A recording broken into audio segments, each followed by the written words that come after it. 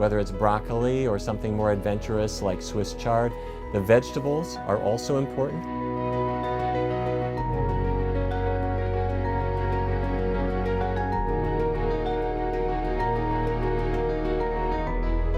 There are 4 food groups that are key to preventing Alzheimer's and are also key to health overall. First of all, fruits. Now you can think of bananas and oranges, but you can be a little bit adventurous, and why not have a kiwi or a tomatillo? When you go into the produce department, have some fun. See what what fruits are there. They don't have saturated fat, and they have only little traces of the metals, the traces that your brain needs. Secondly, vegetables. Whether it's broccoli or something more adventurous like Swiss chard, the vegetables are also important. Third, the bean group, the legume group, beans, peas, lentils.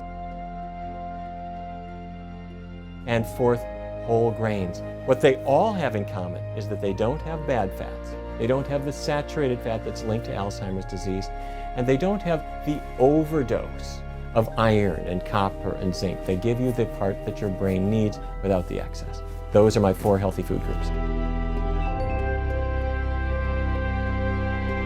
If there are people who don't want to know their Alzheimer's risk, well, they should not be forced to look at it. Until such time as we have an intervention that actually can reduce your risk, it's entirely reasonable to say, I don't want to know.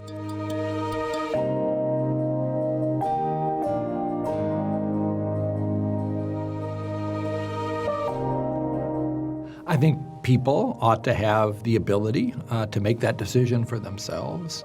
And there are people who want to know. And if they have the resources or if the medical care system is structured to allow that, they should be given that information to the extent that they want it. If there are people who don't want to know their Alzheimer's risk, well, they should not be forced to look at it.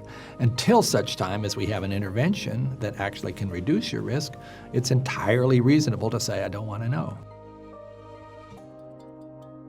I happen to know because I had my own DNA tested, and I decided that would be information I'd like to have just for planning. And so I pushed that button and said, yes, I'll look at that one. And I'm glad I did. Happily, it turned out well. But even if it hadn't turned out well, I think for me, that was the kind of information that I would find useful. But that's not true for everybody, and we should honor that. We should celebrate that. We shouldn't say there's a right answer and a wrong answer.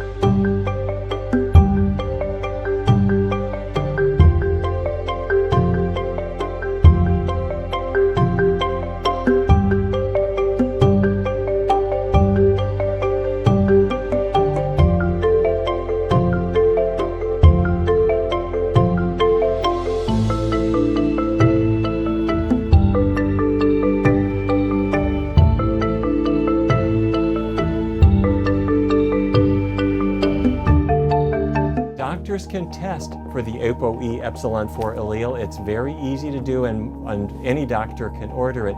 But not everybody necessarily wants to get this test because, first of all, you can't get rid of the genes.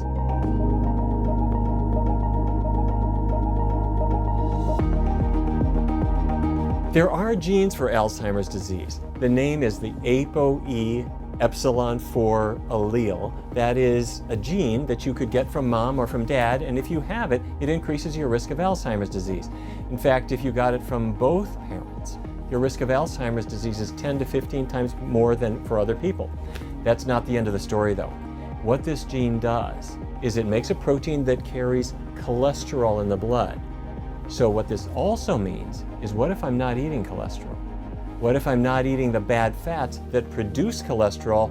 We believe that that will alter the actions of this gene, meaning the protein that it makes will be less likely to hurt you. So yes, there are genes for it, but no, genes are not destiny.